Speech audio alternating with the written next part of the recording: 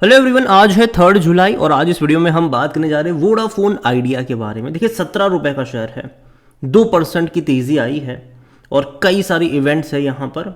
अगर हम tariff hike को लेकर देखें तो टैरिफ हाइक की खबर आई थी, उसके बाद ये गिर रहा है 3 दिनों से। 18 से धीरे धीरे नीचे आ रहा था, आज थोड़ी सी तेज़ी आई और आज बाजार भी अच्छे मूड में है। काफ़ी बड़ी रफ्तार हमें निफ्टी में देखने को मिल रही है, बैंक निफ्टी में भी देखने को मिल रही है। और इतना ही नहीं, सेम सिनारियो जो है वो हमें देखने को बाकी टेलीकॉम कंपनी में भी देखने को मिल रहा है। देखो मार्केट एक्सपेक्ट करके चल ही रहा था कि बहुत जल्दी रेट हाई होने वाले हैं, टैरिफ बढ़ने वाले हैं, तो ऑलरेडी तेज़ी दिखा रहे थे ये। और जब खबर आई एक गिरावट हमें देखने को मिली। सेम चीज़ अगर आप रिलायंस के साथ भी देखो तो ऑलरेडी मार्केट इस चीज़ को फैक्टर करके चल रहा था, तेज़ी आ रही थी। जैसे ही खबर आई कोई उतना बड़ा असर नहीं आया। सेम चीज़ अगर आप भारतीय एयरटेल में भी देखो तो वही था, ऑलरेडी तेज़ी आ चुकी थी और बाद में अगर आप देखोगे तो सिंपल सी प्रॉफिट टेकिंग हमें देखने को मिल रही है। लेकिन वीडियो में स्पेसिफिकली बात करेंगे वोडाफोन को लेकर, इनके फ्यूचर प्लान को लेकर और क्या क्या पॉसिबिलिटीज़ है उसको लेकर। और सिटी ने काफ़ी पॉजिटिव कमेंट्री करी है और काफ़ी हाई टारगेट भी दिए हैं वोडाफोन को लेकर, बात करेंगे उसके बारे में भी। लेकिन उससे पहले अगर आपने अभी तक चैनल को सब्सक्राइब नहीं किया है तो प्लीज़ अभी इसे सब्सक्राइब कर लीजिए, क्योंकि आगे भी बहुत सारे वीडियोस हैं जो आपको काफ़ी ज़्यादा हेल्प करेंगे। तो 17.5 रुपये का शेयर है, एक महीने में तकरीबन यहाँ पर 10% की अभी भी तेज़ी है। और एक साल का अगर हम ग्राफ देखेंगे तो 130% की तेज़ी है। लगातार बड़ी रफ्तार आई थी, गिरावट आई, एफपीओ के चलते थोड़ा सा एक करेक्शन आया ज़रूर था, लेकिन तब मैंने वीडियो बनाकर पहली बार इस कंपनी में बोला था कि अब यहाँ पर खरीदारी के मौके बन रहे, वरना इससे पहले इस कंपनी को लेकर मैंने कभी भी पॉजिटिव बात नहीं करी है, ठीक है। लेकिन जब एफपीओ इनका आया था और सक्सेसफुली ये पैसा रेस कर रहे थे, सक्सेसफुली इनका एफपीओ सब्सक्राइब हो भी रहा था, तो आखिरी दिन मैंने कहा था कि हाँ अब आप यहाँ पर सब्सक्राइब कर सकते हो, पैसा ज़रूर बनेगा। और इवन जिस दिन ये गिरावट भी दिखा रहे थे तब भी मैंने कहा था कि बहुत जल्दी ये 17 रुपये के लेवल पर जाकर नज़र आएगा। एफपीओ से जो पैसा रेज हुआ है उसका इस्तेमाल होने वाला है आने वाले टाइम में। इतना ही नहीं, कंपनी में कई सारी अपडेट्स भी चल रही है, जिनमें से इनका एजीआर ड्यूज को लेकर भी काफ़ी ज़्यादा कोर्ट में केस चल रहा है अभी के टाइम पर।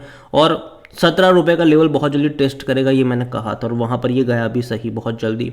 अब सिटी ने यहाँ पर काफ़ी बड़ी पॉजिटिव कमेंट्री दी है, काफ़ी बड़ी पॉजिटिव कमेंट्री सिटी की तरफ से आई है। यहाँ पर city has updated Vodafone idea share two by from neutral. पहले इनकी जो रेटिंग थी वो न्यूट्रल थी, लेकिन अब बाई कॉल इनका आ चुका है और 23 रुपीज़ का टारगेट दिया है। पहले 15 रुपये का टारगेट दिया था उन्होंने, अब 23 रुपीज़ का टारगेट दिया है। अब फॉरेन ब्रोकरेज से इनका जो भी शिफ्ट है ये चेंज हुआ है टूवर्ड्स, अगर आप मतलब रिलायंस का भी देखो, जियो का जो मोनेटाइजेशन हुआ है is in competitive intensity and जो रिसेंट टैरिफ हाइक हुए हैं उन सारी चीज़ों के चलते। और इतना ही नहीं, 5G को लेकर भी काफ़ी क्लियर पॉजिटिव संकेत मिलते नज़र आने वाले हैं आने वाले टाइम में। लेकिन सिटी ने ये चीज़ भी कही है कि 3 मेजर इवेंट्स होने वाली है जिस पर आने वाले टाइम पे नज़र रहने वाली है। पहले तो भैया कंप्लीशन ऑफ वोडाफोन का जो डेट रेज फ्रॉम बैंक्स।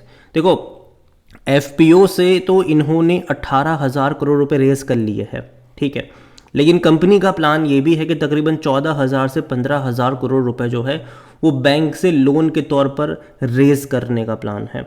अब देखते हैं कि वो हो पाता भी है कि नहीं। जनरली मेरे हिसाब से हो जाना चाहिए, क्योंकि सरकारी बैंकों से पैसा ये लोग रेज करने का प्लान कर रहे हैं और भाई साहब गवर्नमेंट का भी बहुत बड़ा इंटरेस्ट है यहाँ पर, ठीक है। और दूसरी बात है potential further equity infusion into the VI, यहाँ पर और फर्दर इक्विटी इन्फ्यूजन हो सकता है। और दूसरा जो है प्रोग्रेस ऑन एजीआर केस, ठीक है, यहाँ पर अगर आप देखो positive development could lead to the bull case target 28 rupees. Citi का ये कहना है कि अगर ये जो एजीआर ड्यूज का जो केस चल रहा है अगर वो पॉजिटिव डेवलपमेंट में आया, मतलब वोडाफोन के फेवर में आया, तो यहाँ से टारगेट प्राइस उन्होंने 28 का बोला हुआ है। क्योंकि देखो यार यहाँ पर बहुत सारा जो कर्जा है ना वो एजीआर ड्यूज का भी है, ठीक है। अगर वहाँ से इनको राहत मिल जाती है तो पूरा खेल वहीं से पलट जाएगा, अगर मिलती है तो, ठीक है। खबरों के ऊपर डिपेंड करता है सब कुछ चीज़ें यहाँ पर। We retain our high risk rating as further government support on liability front remain imperative. तो यहाँ पर इनका ये भी कहना है कि देखो यार गवर्नमेंट का सपोर्ट इनको आने वाले टाइम में मिल सकता है। और अगर आप देखो तो यही बुल केस में 28 रुपये का टारगेट भी इन्होंने दिया है। अगर एजीआर केस जो है वो इनके फेवर में आता है तो, इनके फेवर में आता है तो ठीक है। और जहाँ तक बात करी जाए तो going ahead investor will be focus on completion of Vodafone का जो डेट है यहाँ पर। और इतना ही नहीं, खबर ये भी है कि 2000 करोड़ रुपए जो है वो वोडाफोन ग्रुप जो है वो यहाँ पर इन्फ्यूज़ कर सकता है, और जो कि अगेन अच्छी बात होगी अगर ये करता है तो। और वॉल्यूम्स अगर हम देखें तो भैया बड़ी क्वांटिटी में ट्रेड हो, बाजार खुला ही है और 31 करोड़ से भी ज़्यादा के शेयर ऑलरेडी यहाँ पर ट्रेड हो चुके हैं। बड़ी क्वांटिटी में ट्रेडिंग चल ही रही है। मार्केट के इसका 1,18,000 करोड़ के आसपास देखने को मिल रहा है। कंपनी को लेकर अगर हम देखें तो according to Moneycontrol user 71% लोग कह रहे खरीदारी करो, 29% लोग कह रहे बेचो और भाग जाओ। और दूसरी तरफ अगर हम बात करने जाए तो यहाँ पर अगस्त में एक रिव्यू होने वाला है, ठीक है, MSCI इंडेक्स का, और यहाँ पर ये हो सकता है कि वोडाफोन को इसमें जगह मिले। अगेन ये पॉसिबिलिटीज़ है, होगा कि नहीं ये कोई नहीं जानता।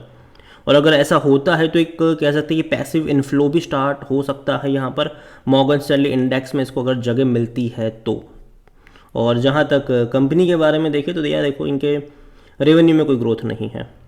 पिछले 5 सालों में रेवेन्यू में कोई इतना बड़ा मेजर ग्रोथ हमें देखने को मिला नहीं है। जितना बड़ा ग्रोथ हम जियो में देख चुके हैं, जितना बड़ा ग्रोथ हम भारती एयरटेल में देख चुके हैं, तो यहाँ पर उतना बड़ा ग्रोथ हमें देखने को नहीं मिला।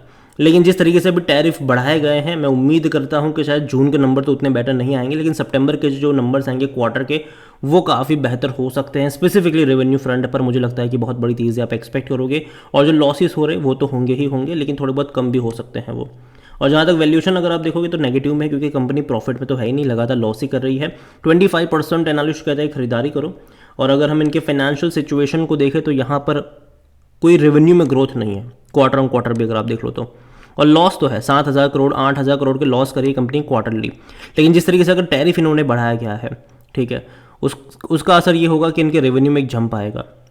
दूसरी बात यह है कि जो पैसा रेज़ करा है इन्होंने 18,000 करोड़ पे जो एफपीओ के जरिए रेज़ करा है, अगर उसका भी इस्तेमाल करते अपने डेट को वगैरह को चुकाने के लिए या फिर अपने प्लान या फिर अपने एक्सपांशन के लिए अगर इस्तेमाल करते हैं तो वो दो चीज़ में लीड करेगा, या तो इनके प्रॉफिट में तेज़ी भी दिखाएगा, इसके अलावा जो लॉस यहाँ पर बहुत बड़े हो रहे हैं, जो 8,000 7,000 करोड़ हो रहे हैं, अगर वो गिरकर 5,000 करोड़ या 4,000 करोड़ भी आ गए तो भी एक पॉजिटिव साइन होगा, क्योंकि बाद में मार्केट ये अज्यूम करेगा कि धीरे धीरे अब ये लॉस है वो कम होते जाएंगे। अगेन ये सारी थियरीज़ है, ठीक है, वो तो मैनेजमेंट के ऊपर ही डिपेंड करता है कि मैनेजमेंट क्या करेंगे आने वाले टाइम में। और जहाँ तक बात करें शेयर होल्डिंग को लेकर तो 38.17% की होल्डिंग प्रमोटर के पास है। प्रमोटर यहाँ पर दो लोग हैं, एक तो वोडाफोन ग्रुप है और दूसरा यहाँ पर आइडिया आदित्य बिरला ग्रुप है, ठीक है। और यहाँ पर म्यूचुअल फंड के पास 4.75% है, डोमेस्टिक इंस्टीट्यूशन के पास 0.75% है, एफआईआईसी यहाँ पर 12.13% का स्टेक लेकर बैठे हैं। रिटेल और अदर के मिलाकर यहाँ पर 44.20% की होल्डिंग है, जिनमें से रिटेल इन्वेस्टर 6.20% पर है, जो अदर पार्टीज़ है वो 38% का स्टेक यहाँ पर लेकर बैठे हुए हैं। तो देखिए यहाँ पर ओवरऑल अगर बात करी जाए तो आने वाले टाइम में ये चीज़ देखना इंपॉर्टेंट होगा भी कि गवर्नमेंट का क्या रोल रहेगा यहाँ पर, क्योंकि ये जो आप देख रहे हो ना 38% की होल्डिंग अदर पार्टीज़, उनमें से तकरीबन 33 से 34% का स्टेक गवर्नमेंट के पास है। क्योंकि देखो एजीआर ड्यूज़ का था 16,000 करोड़ रुपये चुकाने थे, हर साल 5-5 हज़ार करोड़ रुपये चुकाने, कोर्ट का ऑर्डर है इनको, तो 16,000 करोड़ बन रहा था। अभी भी बहुत सारा पेंडिंग है पैसा, तो पैसा था नहीं इनके पास, ठीक है। तो भैया मजबूरी में गवर्नमेंट को इक्विटी यहाँ पर लेनी पड़ी 10 रुपये के भाव पर, और अभी जो इक्विटी है उसका प्राइस तो बढ़ा ही है, तो एटलीस्ट गवर्नमेंट के लिए भी बेनिफिट है। लेकिन गवर्नमेंट के भी फेवर में हुआ कि भाई साहब इनके शेयर प्राइस में एटलीस्ट गिरावट ना आए और कंपनी जो है वो सक्सेसफुली चलती रहे। तो एटलीस्ट मुझे लगता है कि कुछ सालों तक तो वोडाफोन आइडिया रहने वाली है, कहीं पर जाने वाली है नहीं।